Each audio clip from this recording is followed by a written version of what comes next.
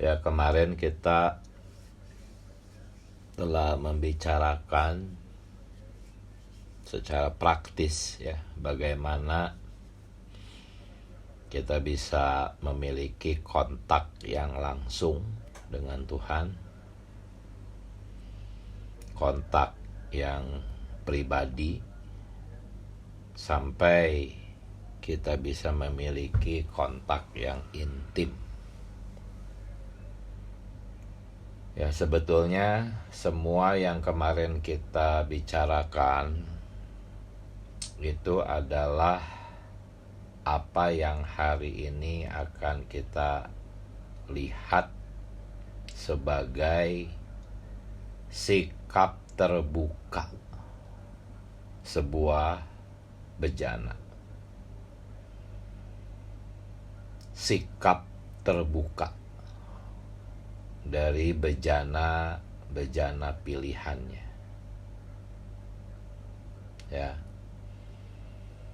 Kita sudah dipilih sebelum alam semesta dijadikan. Ya, jika kita memang telah menerima hayatnya masuk ke dalam kita jangan khawatir lagi akan menjadi bejana yang tujuan hina. Gak mungkin, kita tidak mungkin akan menjadi bejana untuk tujuan yang hina. Karena sudah terbukti bahwa kita adalah bejana yang sudah diisi. Dan isi bejana ini yang kita peroleh ketika pertama kali kita percaya, itu tidak akan keluar lagi. Ya, paling-paling isinya sedikit bertambahnya gitu, atau tetap sedikit. Itu paling seperti itu ya, seperti 5 gadis bodoh. Tetapi kita tidak mungkin menjadi bejana untuk tujuan yang hina. Tidak mungkin. Karena sudah terbukti melalui percayanya kita ke dalam Dia, lalu Dia mengisi kita dengan minyak walaupun masih sedikit, tetapi kitab Efesus mengatakan walaupun minyak itu adalah minyak tahap pertama, itu adalah meterai Roh Kudus sampai Tuhan datang kembali. Jadi jangan ada pemikiran bahwa kita masih bisa berkemungkinan menjadi bejana untuk tujuan yang hina. Ya, tidak mungkin. Kita adalah bejana-bejana yang dipilih sebelum dunia dijadikan sebagai bejana untuk tujuan yang mulia, bejana kehormatan. Hanya bisa saja kita sebagai bejana-bejana pilihan ini tetap memiliki isi atau harta yang masih sedikit ketika Tuhan datang. Itu saja kemungkinan negatifnya. Ya, di samping 2 jenis bejana ini, yaitu bejana untuk tujuan hina dan kita sebagai bejana untuk tujuan yang mulia, masih ada bejana yang ketiga, yaitu bangsa-bangsa. Ya, saya menyebutnya bangsa-bangsa ini sebagai bejana belas kasihannya. Kita pun tadinya adalah bejana belas kasihan, tetapi kita dipilih menjadi bejana kehormatan. Sedangkan bangsa-bangsa hanyalah sebagai bejana belas kasihan yang tadinya diisi oleh iblis, lalu dipulihkan menjadi manusia-manusia yang dipulihkan ke dalam keadaan Adam sebelum jatuh. Ya, ini sedikit tambahan ya. Jadi ada 3 jenis bejana sebetulnya. Yaitu bejana yang ketiga adalah bangsa-bangsa. Saya sedang mempersiapkan ini untuk di sesi berikutnya dalam pendalaman Alkitab ya. Nah, ini sedikit tambahan. Kita kembali ke beban berita FKKP, yaitu ya, bebannya adalah satu-satunya yang perlu kita lakukan, yaitu apa? Berjaga-jaga. Berjaga-jaga untuk apa? Untuk tetap terbuka. Itu ya, beban hari ini. Satu-satunya yang harus kita lakukan adalah sebagai bejana untuk tujuan yang mulia adalah berjaga-jaga, tetap terbuka. Bagaimana tetap terbuka? Yang kemarin kita bicarakan ya, erat kaitannya dengan yang kemarin kita bicarakan. Bagaimana kita menyeru, oh Tuhan Yesus, aku perlu dirimu. Saya juga bertobat, saudara-saudari, tadi pagi.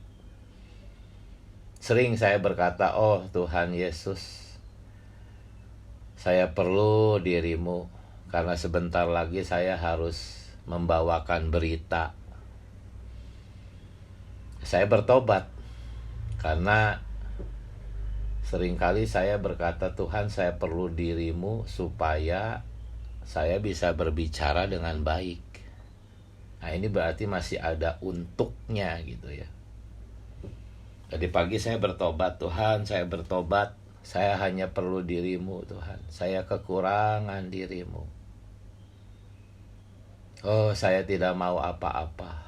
Saya hanya perlu dirimu. Ketika saya berdoa sedemikian, terangnya malah lebih cepat gitu datangnya. Sebelumnya saya seringkali masih terselubung karena memang ada motivasi-motivasi ya, yang motivasi tambahan gitu. Tuhan, aku perlu dirimu. Saya mau melakukan ini, melakukan itu. Saya perlu dirimu. Tuhan bertanya, kamu perlu aku atau kamu perlu melakukan pekerjaan dengan baik? Oh iya Tuhan, ampuni.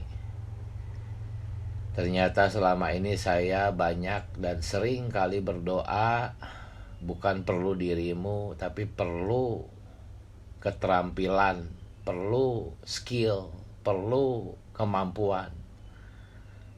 Sebenarnya ya, saya sedang tidak perlu Tuhan. Saya sedang memerlukan sesuatu yang selain Tuhan. Saya harus membawakan pendalaman Alkitab. Saya berdoa, Tuhan, saya perlu dirimu. Saya harus bawakan pendalaman Alkitab. Artinya yang saya butuhkan adalah kemampuan untuk membawakan pendalaman Alkitab. Ya, saya sendiri bertobat, saudara-saudari. Oh, betapa licinnya, ya, liciknya manusia lama itu. Oh, Tuhan Yesus. Ya, jadi ketika kita mempraktekkan apa yang kemarin kita bicarakan, Tuhan, aku perlu dirimu, sudah, titik. Lalu kita mulai diterangi kelemahan, dosa, kita mengaku secara pribadi, memiliki kontak pribadi. Nah, akhirnya kita bisa mesra kembali dengan suami kita. Kita bisa curhat dengan bebas, berbicara apapun, dikit-dikit berbicara, sedikit-sedikit berbicara kepadanya. Ya, itu menyenangkan, walaupun mungkin Tuhan tidak langsung merespon, tapi menyenangkan kok berbicara kepada Tuhan itu. Nah, semuanya ini adalah sikap terbuka dari satu bejana. Ya, hari ini FKKP kita yang hari kelima itu bebannya adalah tidak perlu melakukan apapun. Cukup berjaga-jaga, tetap terbuka. Ya, tetap terbuka di sini tuh sebetulnya ya itu rajin, itu yang kemarin kita bicarakan. Janganlah kerajinanmu kendor, biarlah rohmu menyala-nyala, dan layanilah Tuhan. Ya, kita rajin itu adalah rajin memiliki kontak langsung dengan Tuhan, kontak secara pribadi dengan Tuhan, dan mesra dengan Tuhan. Itulah terbuka, tetap terbuka. Tetap terbuka itu membutuhkan kerajinan. Kerajinan untuk membuka diri. Karena si musuh tuh pasti selalu berusaha menutup. Dengan segala situasi, segala lingkungan, ya, kecenderungannya itu bejana kita tuh menutup, ya, pekerjaan musuh seperti itu. Kalau nggak berjaga-jaga ya udah tertutup lah sudah. Ya, saudara-saudari, asal kita tetap menjaga bejana ini terbuka, ini saja satu-satunya yang kita lakukan, maka dia sendiri akan mengalirkan dirinya sendiri. Nggak perlu kita tarik-tarik, nggak perlu. Cukup kita berlatih untuk tetap terbuka. Dia sendiri yang akan masuk mengalir, tanpa kita perlu berusaha menarik dia masuk. Ya, itulah yang dimaksud garis besar hari kelima, poin 4 ya. Satu, bejana yang terbuka tidak melakukan apapun selain menjaga dirinya terbuka untuk dipenuhi dengan penyaluran ilahi dari Trinitas. Ya. Ketika kita terbuka sedemikian, maka hasilnya ayat yang tadi kita doa bacakan ya, bukan lagi aku sendiri yang hidup,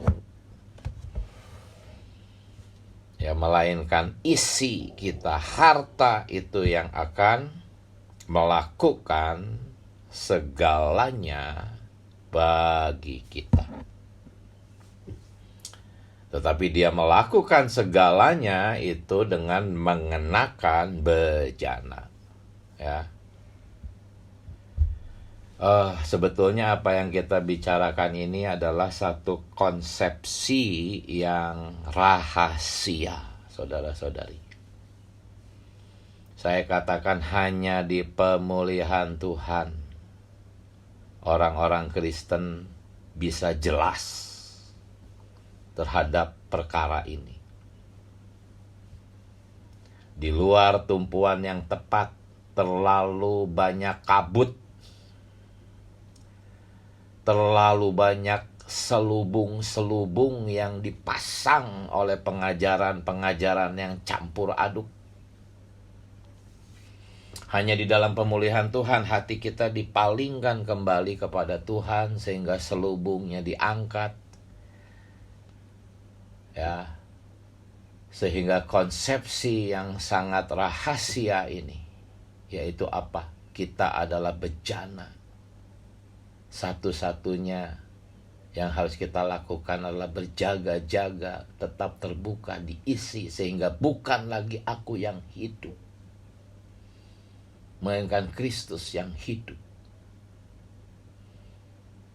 Ya, saya sangat terkesan ada satu saudara,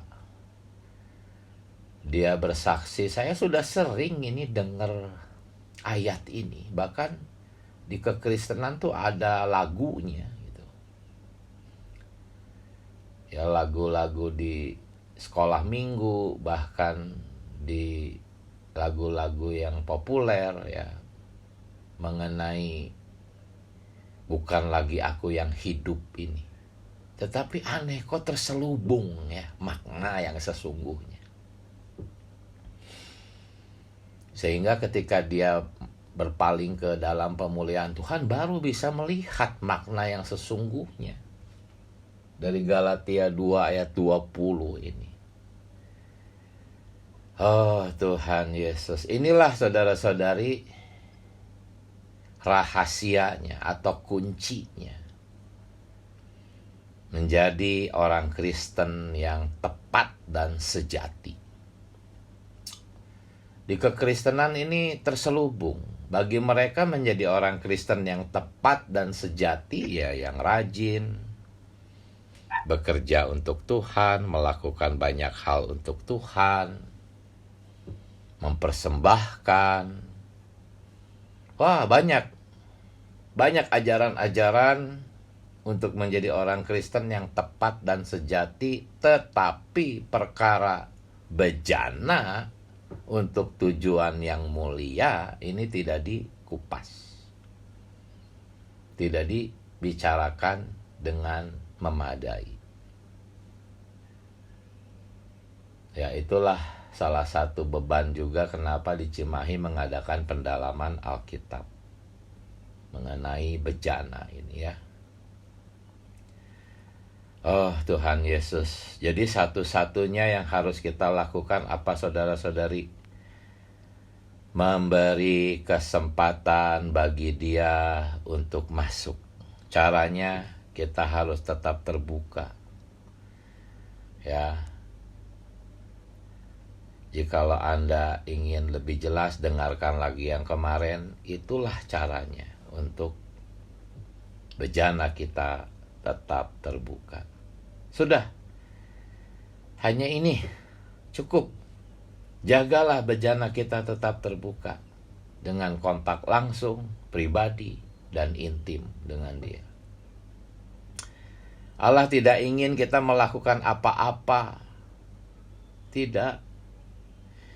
Ketika kita terbuka, dia sendiri mengalir. Dia yang akan melakukan segala sesuatunya. Ya, sambil mengenakan kita. Kita hidup, kita nggak mati, kita sendiri hidup. Galatia 2 ayat 20 mengatakan, aku hidup, tetapi bukan aku sendiri. Ya, inilah makna kehidupan orang Kristen yang sejati. Saudara, kita ini seperti sarung tangan, tanpa diisi oleh tangan. Sarung tangan itu ya lemas, lunglai, tidak ada tenaga, tidak ada kekuatan. Ya kita memang sarung tangan yang hidup, bukan seperti sarung tangan yang mati. Sehingga walaupun kita sebagai sarung tangan, ya kita masih bisalah bekerja karena hidup, tetapi lemah, nggak ada kekuatan. Hanya ketika tangan itu mengisi kita baru ada kekuatan. Ya inilah konsepsi bejana yang terbuka untuk diisi oleh dia. Kita adalah bejana-bejana yang hidup. Sehingga di FKKP dikatakan bahwa sebagai bejana yang hidup ini kita harus mengasihi dia. Ya. Sebagai bejana kita harus mengasihi dia. Di garis besar hari kelima dikatakan tentang perkara makan.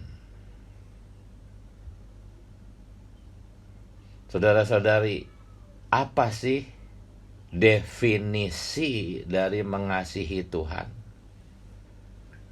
Waduh, kalau kita membicarakan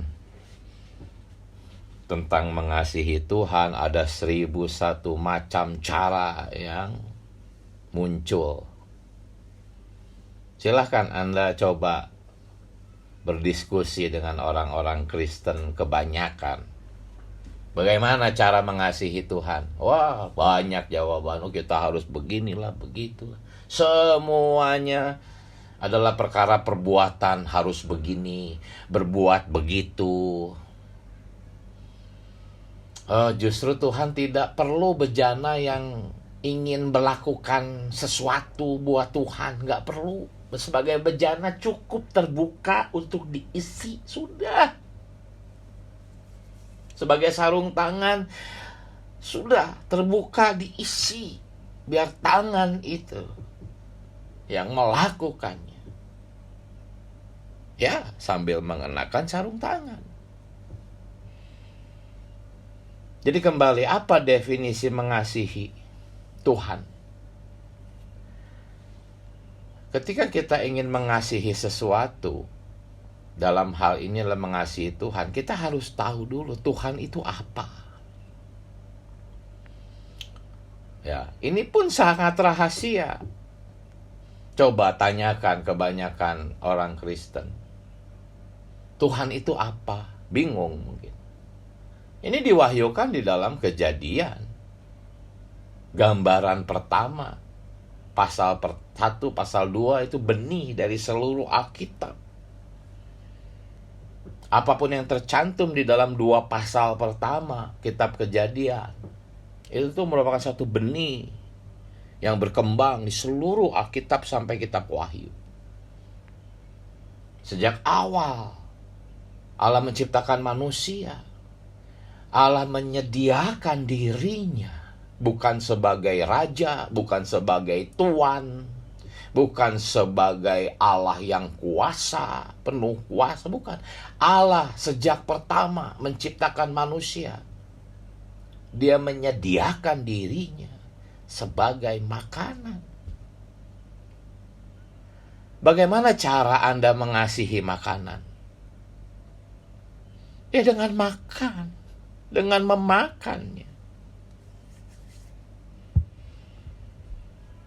Ya, saya tidak suka makan havermut. Ya. Waktu saya ikut sidang ITRO di Australia itu tiap pagi makan havermut, menderita saya. Karena saya tidak mengasihi havermut. Ya, mungkin saya coba makan dipaksa. Tapi karena saya tidak mengasihi, ya saya nggak bisa makan dengan normal. Apakah Anda mengasihi Tuhan Yesus? Oh, Anda harus berdoa mohon belas kasihan Tuhan. Kita tuh banyaknya tuh kurang mengasihi makanan kita, yaitu Tuhan. Kalau disuruh sidang-sidang, menuntut kebenaran, baca berita-berita ministry, aduh berat.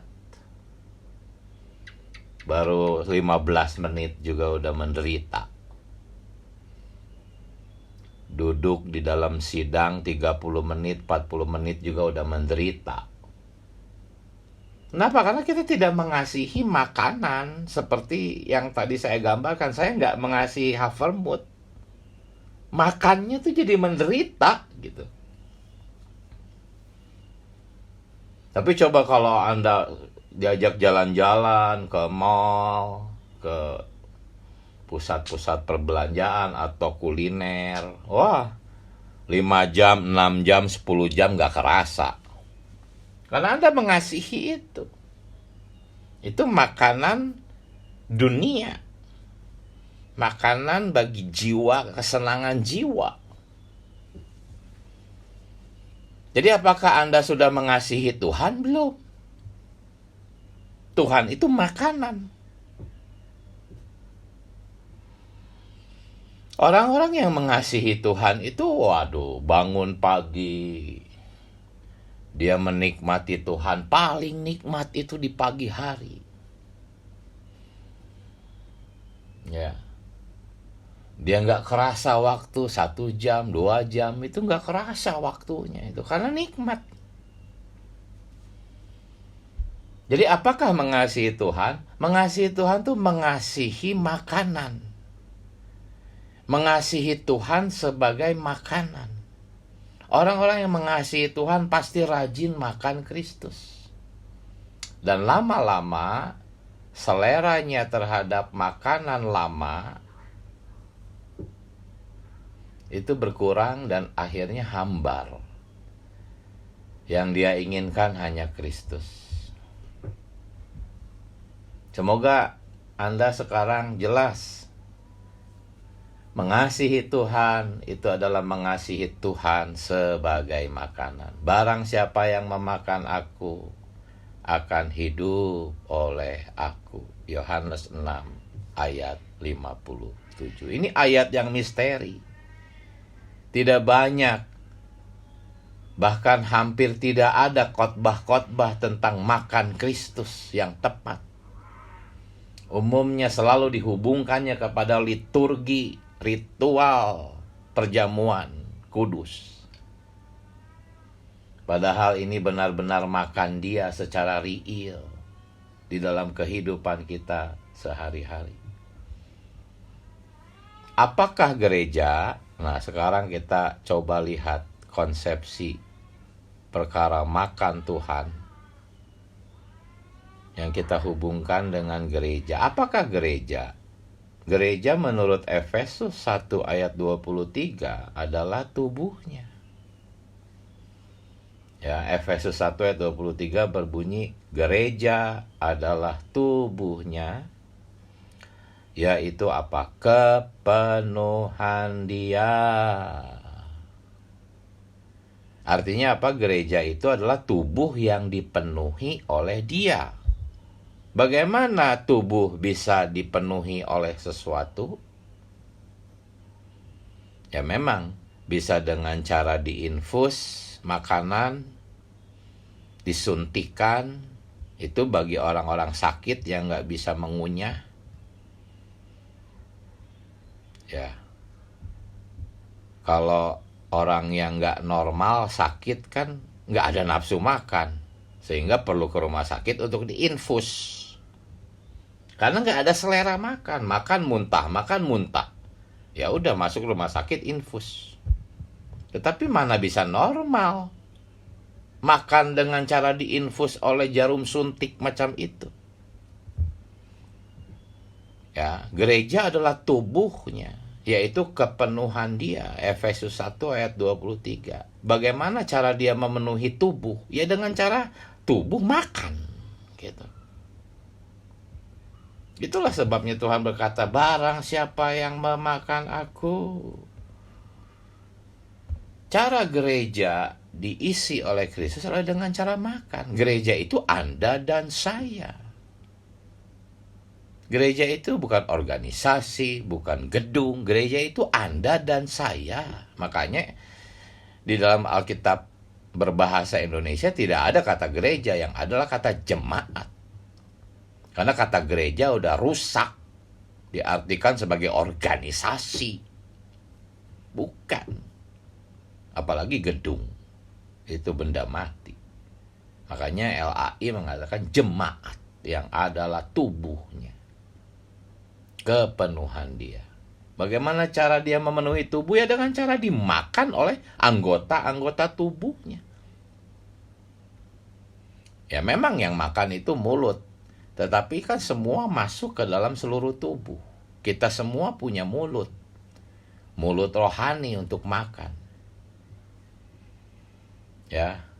Inilah makna dari bagaimana Tuhan menempatkan manusia di depan pohon hayat. Apakah pohon hayat? Ya makanan. Itulah sebabnya di hari ke-6 kita pun mendoa bacakan Efesus 3 ayat 19. Ya, bahwa Paulus berdoa supaya kamu dipenuhi dalam seluruh kepenuhan Allah. Istilah dipenuhi itu kenapa? Karena kita ini bejana. Bejana itu hanya untuk diisi. Oh Tuhan Yesus, saudara-saudari, gereja-gereja lokal membutuhkan bejana-bejana yang sedemikian. Bejana-bejana yang hanya berjaga-jaga untuk tetap terbuka. Ya. Gereja-gereja lokal tidak membutuhkan orang-orang yang selalu berinisiatif untuk melakukan sesuatu bagi Tuhan. Orang-orang yang selalu berinisiatif untuk melakukan sesuatu bagi Tuhan merasa aku rajin, aku bersedia, aku mau melakukan sesuatu bagi Tuhan. Tidak, gereja tidak butuh orang-orang macam itu. Orang-orang macam itu yang sering berinisiatif untuk melakukan sesuatu bagi gereja justru yang paling banyak menimbulkan masalah di dalam gereja. Gereja hanya membutuhkan orang-orang sebagai bejana, cukup berjaga-jaga saja agar terbuka kepada Tuhan, memiliki kontak langsung dengan Tuhan secara pribadi, intim, dan mesra. Makan Kristus, itu saja satu-satunya yang harus kita lakukan. Setelah itu Tuhan sendiri di dalam diri kita, seperti tangan memasuki sarung tangan itu, Dia yang akan bekerja. Ya kita pun akan bekerja karena sarung tangan itu ikut bekerja, tetapi tenaganya, sumbernya, kekuatannya, inisiatifnya, idenya bukan dari alamiah kita. Ya, semoga gereja-gereja lokal dibebaskan dari orang-orang yang rajin berinisiatif, penuh dengan ide, penuh dengan opini.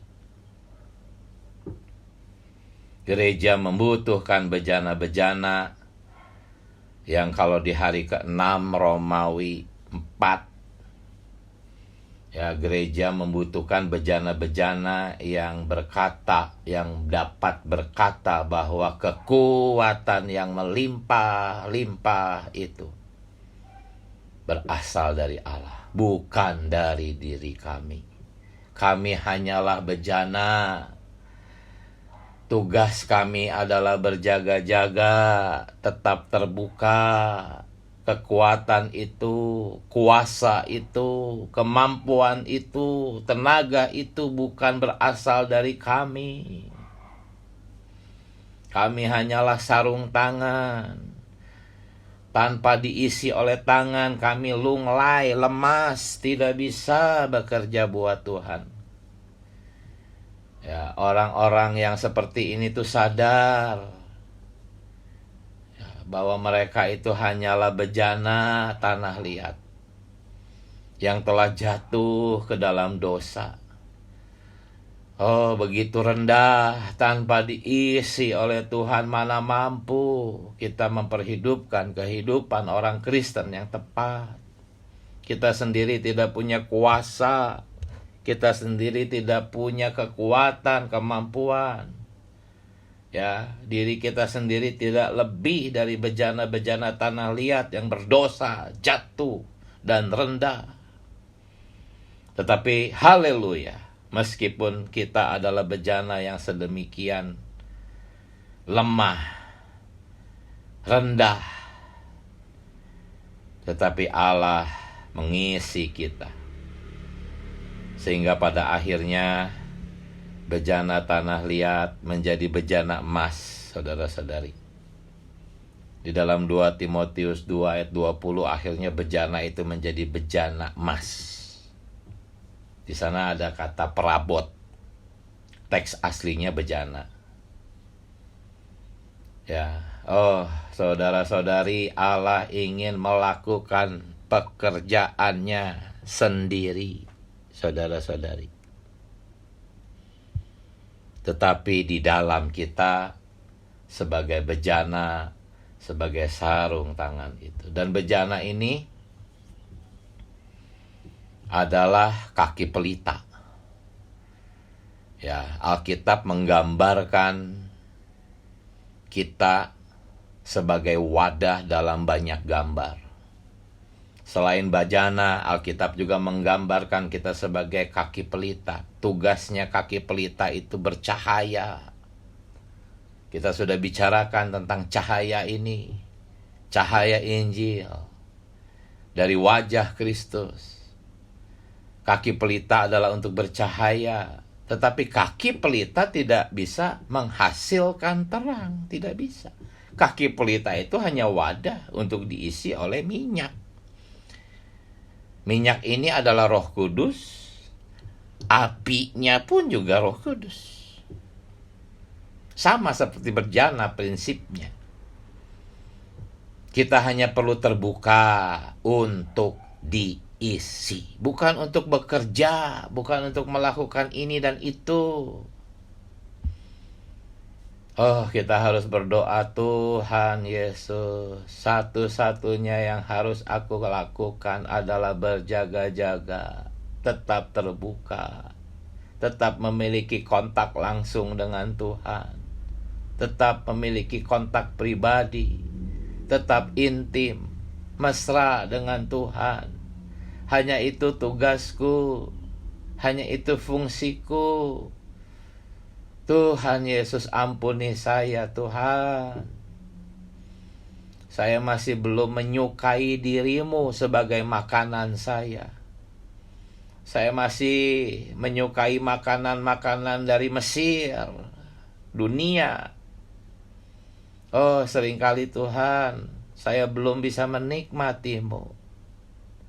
Oh, belas kasihani kami, Tuhan Yesus. Ini doa kita. Karena kondisi kita tuh memang masih mengasihi dunia, daging.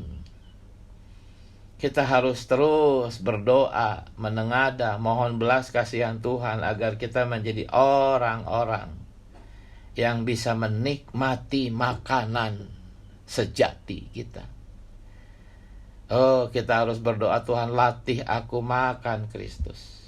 Latih aku makan Kristus. Ya. Di dalam FKKP kita juga ada satu ungkapan bahwa kita harus melatih emosi. Nah, biasanya kita berkata melatih roh ya, tapi ada ungkapan melatih emosi di FKKP kita. Apakah emosi? Emosi itulah satu organ jiwa untuk menyukai.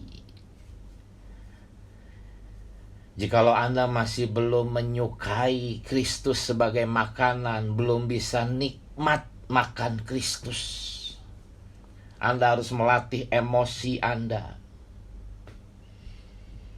Apakah maksudnya?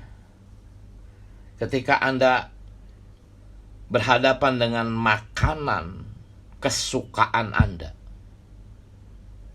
emosi Anda bekerja.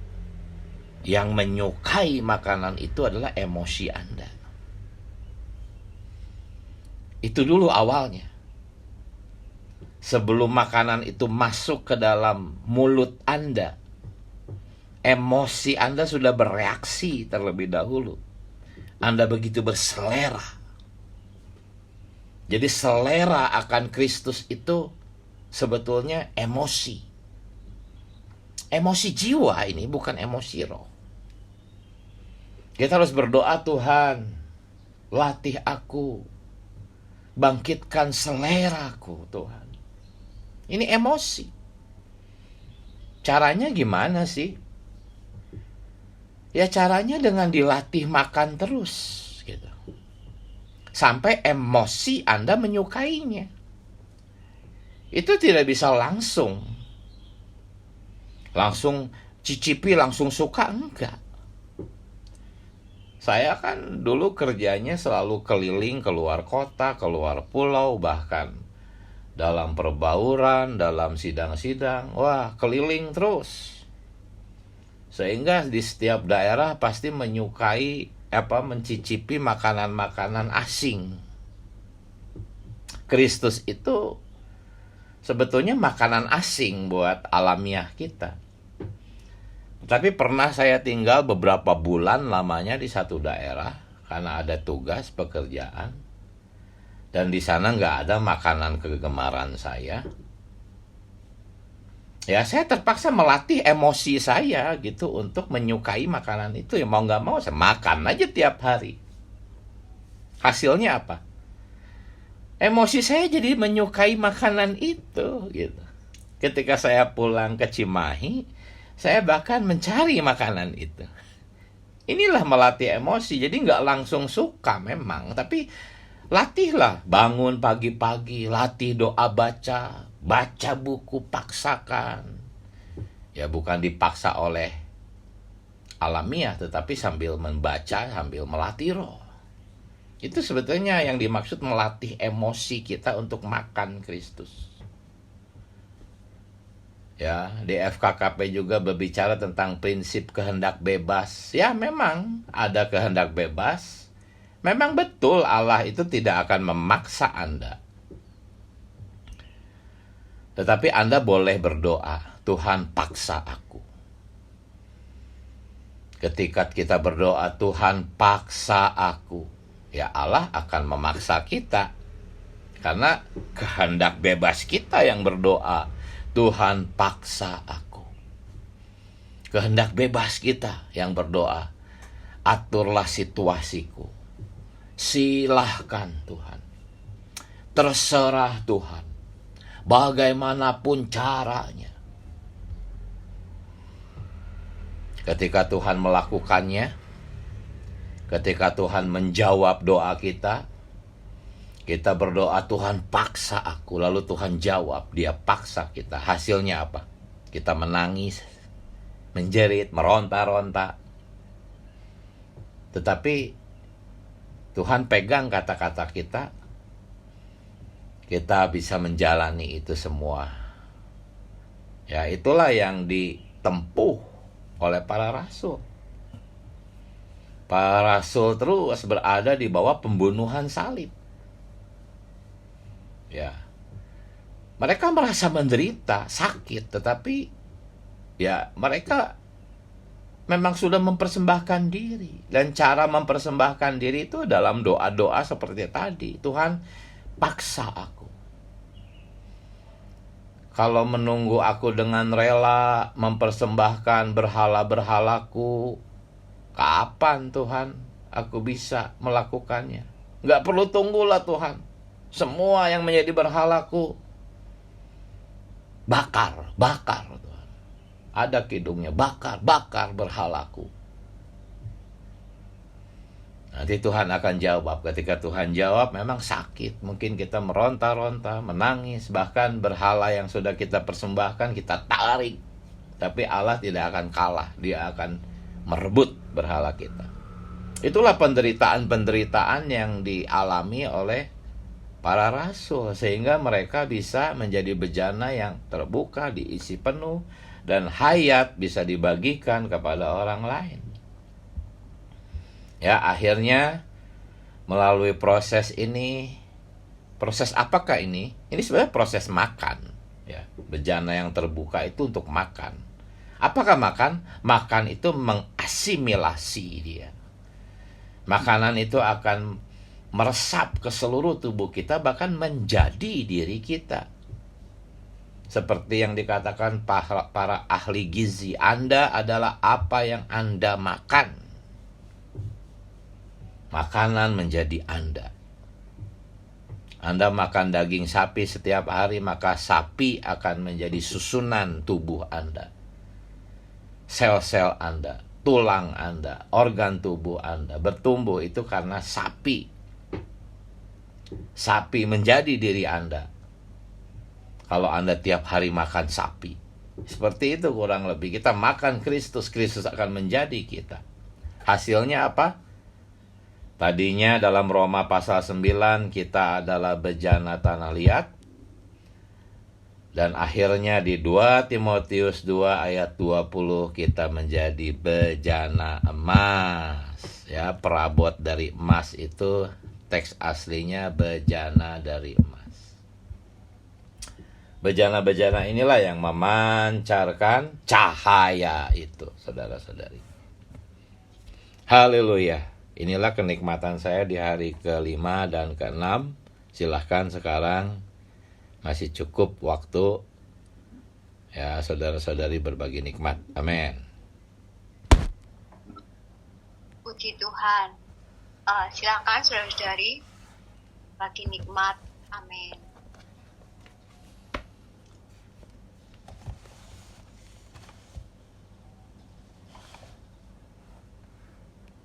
Amin. Puji Tuhan. Haleluya. Oh, kita dalam bejana belas kasihannya. Oh, Tuhan Yesus. Terima kasih untuk pelayan saudara Diki yang sungguh menguatkan aku lagi. Oh, bagaimana aku harus hidup. Oh, mengasihi Tuhan. Ya.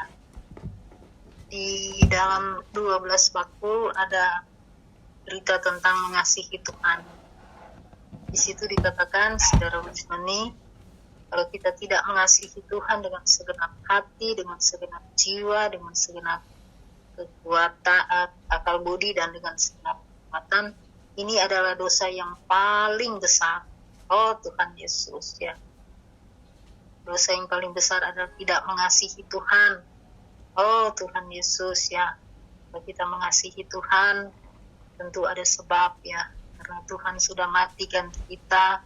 Tuhan rela tinggalkan surga mulia, datang ke bumi, mati tersalib untuk membeli kita dengan darah yang mahal, supaya kita menjadi bejana-bejana belas kasihannya untuk diisi oleh dirinya. Semua terima kasih untuk berita pagi ini lagi yang menguatkan kami hanya perlu terbuka. Oh Tuhan Yesus, aku mau terbuka terus kepadamu. Tidak perlu berusaha untuk melakukan sesuatu menyenangkan Tuhan, tapi hanya terbuka kepada Tuhan, supaya Tuhan mengisi dirinya di dalam kita. Oh Tuhan Yesus, katakan juga Bapak di buku yang saya baca juga di Hidup Bersama Tuhan, Hidup di Dalam Roh, di situ dikatakan saudara witness mengatakan supaya kita hanya menyeru nama Tuhan 1000-an kali setiap hari, ya. Dengan menyeru nama Tuhan dan mendoa bacakan firman, maka Tuhan akan terasimilasi di dalam kita, memenuhi, menjenuhi kita. Itu saja, tidak ada yang lain. Oh Tuhan Yesus, sangat simpel, sangat gampang. Hanya kita perlu waspada, karena kita masih hidup di dalam daging. Oh Tuhan, tetapi katakan tadi bahwa ada harta yang mustika di dalam kita yang akan mendorong kita terus mengasihi Tuhan, terus mencari diri Tuhan. Oh Tuhan Yesus, kalau kita mengetahui isi hati Allah kepada kita, maka kita pasti akan mengasihi Dia di dalam segala hal. Ada juga saya baca di buku di 12 bakul, mengasihi Tuhan lebih dari segalanya, tetapi ada kalanya dikatakan kita bahkan mengasihi baju kita lebih daripada Tuhan, ya. Mengasihi pekerjaan kita lebih daripada Tuhan, mengasihi hobi kita lebih daripada Tuhan. Oh Tuhan Yesus, mengasihi barang-barang dunia lebih daripada mengasihi Tuhan. Dan ini dikatakan bahwa dosa yang paling besar. Oh Tuhan Yesus, belas kasihani aku. Oh belas kasihani kita semua Tuhan Yesus, supaya kami mengasihi Engkau dengan segenap hati, dengan segenap jiwa, dengan segenap akal budi, dan dengan segenap kekuatan. Oh Tuhan Yesus, supaya kami terus terbuka kepada Tuhan untuk diisi oleh Tuhan. Inilah kenikmatan saya pagi ini. Tuhan memberkati kita semua. Amin. Amin. Tuhan, ya. Ya Tuhan, oleh belas kasih-Mu dan firman-Mu, Engkau tidak ingin aku melakukan apapun. Tuhan, bersyukur ya. Kemarin kita sudah menikmati bahwa kita ini adalah bejana tanah liat, tetapi ada harta di dalam kita sebagai bejana tanah liat ini. Kemarin juga dikatakan untuk mendapatkan bersinarnya Allah di dalam hati kita, kita perlu memiliki kontak langsung dengan Tuhan. Jadi tadi pagi saudara Diki juga memberitahukan kita ya melalui penikmatannya. Memang kita ini sudah ya, harta itu sudah pasti ada, nggak mungkin nggak ada lagi ya. Tapi masalahnya apakah harta itu akan tetap seperti ini atau bertambah. Nah hari ini saya juga mendapatkan terang yang sangat bagus ya untuk diri saya. Menikmati berita pagi ini kita juga perlu memiliki hikmat ya. Satu sisi Tuhan berkata kita tidak perlu melakukan apa-apa. Tapi juga bukan berarti kadang-kadang saya juga kalau menikmati sepintas ya puji Tuhan saya nggak perlu melakukan apa-apa. Sudah ya, jadi kita seakan-akan menjadi manusia yang begitu santai, manusia yang begitu apatis ya. Tapi hari ini kita satu sisi memang kita tidak perlu, bukan kita tidak perlu, tapi Tuhan tidak ingin ya kita melakukan sesuatu dengan inisiatif kita. Kita hanya perlu dikatakan waspada dan berjaga-jaga. Satu sisi kita memang tidak melakukan apa-apa, tapi satu sisi kita perlu ya terus memperhidupkan roh yang ada di dalam diri kita, yaitu kemarin dikatakan supaya kita ada penyinaran Tuhan itu kita perlu terus menyeru nama Tuhan. Nah, hari ini juga saya merasakan sangat bersyukur ya, Tuhan tidak ingin saya melakukan apa-apa, tetapi Tuhan hanya ingin saya terus menikmati Dia ya, saya menjadi bejana yang terus terbuka. Karena kemarin juga dikatakan kita ini siapa, kita harus tahu bahwa kita ini hanya bejana ya. Jadi tugas bejana itu hanya supaya terus terbuka, supaya bisa diisi. Hari ini juga sangat terangnya luar biasa ya, bagaimana kita melihat Rasul Paulus ya di dalam Galatia 2 ayat 20 ini, namun aku hidup, tetapi bukan lagi aku sendiri yang hidup, melainkan Kristus yang hidup di dalam aku. Saya juga dulu sering mengapresiasi ayat ini, tapi tanpa ya satu pengalaman. Ya kadang-kadang saya kadang-kadang merasakan ya Kristus yang melakukan segala sesuatu di dalam aku ya. Kadang-kadang ada situasi yang sangat sulit ya. Tapi ketika saya melewati, saya merasakan puji Tuhan ya kok saya bisa melewati. Itu bukan karena saya, tapi karena Kristus di dalam diriku ya. Tapi kadang-kadang saya juga jatuh ya, karena kita juga sudah menikmati berita ya. Ketika situasi semakin sulit, kita harus semakin memaksa diri kita untuk kembali ke dalam roh dan menyeru nama Tuhan. Tapi kadang-kadang manusia alamiah saya ini justru tidak sanggup ya. Jadi saya terus memikirkan atau saya terus berpegang pada pendirianku. Akhirnya bukan lagi Kristus ya, tapi aku sendiri, akhirnya saya gagal. Tetapi hari ini saya bersyukur pada Tuhan ya, saya perlu berdoa ya Tuhan, oleh belas kasihan-Mu dan firman-Mu Engkau tidak ingin aku melakukan apapun, tetapi saya hari ini hanya perlu datang terus menikmati Tuhan. Bahkan dikatakan tadi saudara kita yang mengilustrasikan seperti kita makan sesuatu. Memang hal ini juga sangat menjadi satu fakta dalam kehidupan kita ya. Mungkin pertama kita tidak suka ya tiap hari makan Kristus ya. Jadi cepat ya bosan, mungkin sebentar saya menyeru nama Tuhan, kembali lagi keluar lagi ya. Saya menikmati firman Tuhan, nggak sampai 2 pasal mungkin sudah nggak enak lagi ya. Tapi ketika saya terus menikmati atau karena situasi memaksa saya ya, saya harus ya, karena saya tidak berdaya. Akhirnya saya hanya merasakan saya harus terus menyeru nama Tuhan. Nah itulah yang memaksa saya untuk terus ya berlatih. Seperti mungkin kita menyukai satu makanan ya, pasti kita akan sangat senang ya kalau kita mendapatkan makanan yang kita sukai. Maka mungkin kita akan makannya pelan-pelan ya supaya tidak cepat habis menikmatinya. Nah, hari ini saya juga merasakan ya, sungguh puji syukur pada Tuhan ya, untuk saya bisa mengalami Tuhan dan Tuhan bekerja di dalam diri saya. Tidak ada lain hari ini selain saya harus terus waspada, juga saya harus menjadi bejana yang terus terbuka. Amin, puji Tuhan. Amin. Eh, Puji Tuhan, saya juga mendapat terang pada hari ini bahwa kita sudah dipilih sebelum dunia dijadikan. Kita tidak mungkin lagi menjadi bejana dengan tujuan yang hina.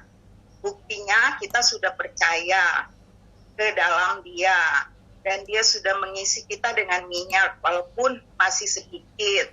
Jadi satu-satunya yang perlu saya lakukan yaitu berjaga-jaga untuk tetap terbuka, karena kita adalah bejana dengan tujuan yang mulia. Kita perlu terus berkontak langsung dengan Tuhan melalui terus menyeru nama Tuhan. Tuhan, aku perlu dirimu, aku masih kekurangan Engkau. Tuhan, saya tidak perlu apa-apa selain Engkau. Jadi tadi dikatakan jangan ada motivasi tambahan, karena kita perlu skill atau pengetahuan atau kesehatan atau kelancaran. Kita hanya perlu, Tuhan, aku hanya perlu dirimu. Inilah jalan untuk saya bisa berkontak secara pribadi dengan Tuhan, membuat saya menjadi intim dengan Tuhan. Kontak mesra dan intim dengan Tuhan, seperti kemarin dikatakan, membuat saya bisa bebas, mencurahkan isi hati saya pada Tuhan, membuat saya berbincang-bincang dengan Tuhan, dikatakan kemarin seperti hubungan suami istri. Jadi ketika sekatan kita dengan Tuhan dibereskan, kita bisa intim, kita bisa mencurahkan segala sesuatu dengan Tuhan. Bahkan kemarin dikatakan kita bisa ngoceh apapun dengan Tuhan, dan Tuhan senang dengan kita. Jadi tidak ada lagi formalitas, kemarin dikatakan.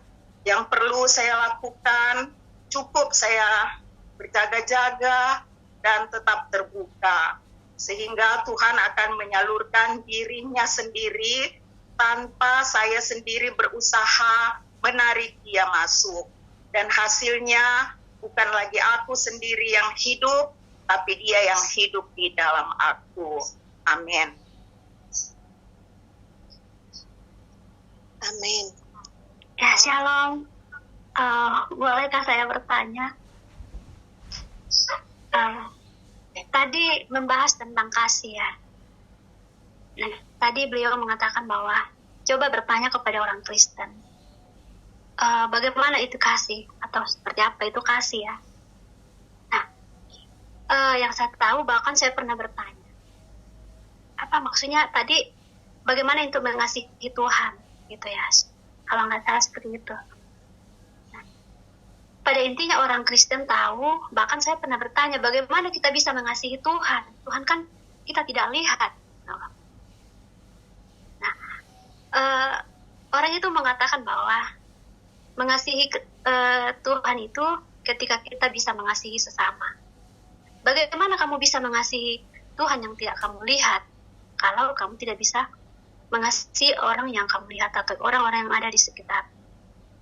Tetapi tadi dibahas bahwa mengasihi Tuhan itu adalah ketika kita makan Kristus, atau mungkin yang dimaksud di sini ketika kita rajin membaca dan beribadah serta menyerahkan sepenuhnya hidup kita ya kepada Tuhan. Mungkin kira-kira seperti itu kali ya. Maaf kalau saya tidak terlalu paham. Jadi makanya di sini ada pertanyaan saya. Mungkin dua-duanya kali benar ya, karena walaupun kita selalu memakan Kristus, tetapi tidak ada waktu untuk melihat atau mengasihi sesama, mungkin sama aja ya. Tapi walaupun kita mengasihi sesama, tetapi kita tidak pernah beribadah, jadi sama aja bohongnya. Nah, mungkin bagaimana untuk penjelasannya nih Pak? Saya minta tolong dijelaskan. Soalnya saya bingung, mana yang sebenarnya namanya kasih gitu ya. Oke, terima kasih. Baik, karena waktu, nanti saudari Dani dengan saudari-saudari lain mungkin bisa dibahas di WhatsApp ya. Ini ada saudara-saudari Cimahi yang akan mau gunakan link Zoom-nya. Mari kita berdoa. Tuhan, kami cinta padamu, kami perlu dirimu Tuhan. Biarlah Tuhan Engkau memimpin kami masuk ke dalam pengalaman setiap berita yang kami nikmati. Terima kasih Tuhan. Haleluya. Sampai jumpa saudara-saudari. Amin. Amin. Terima kasih. Saudara-saudari semua. Saudara-saudari Tuhan.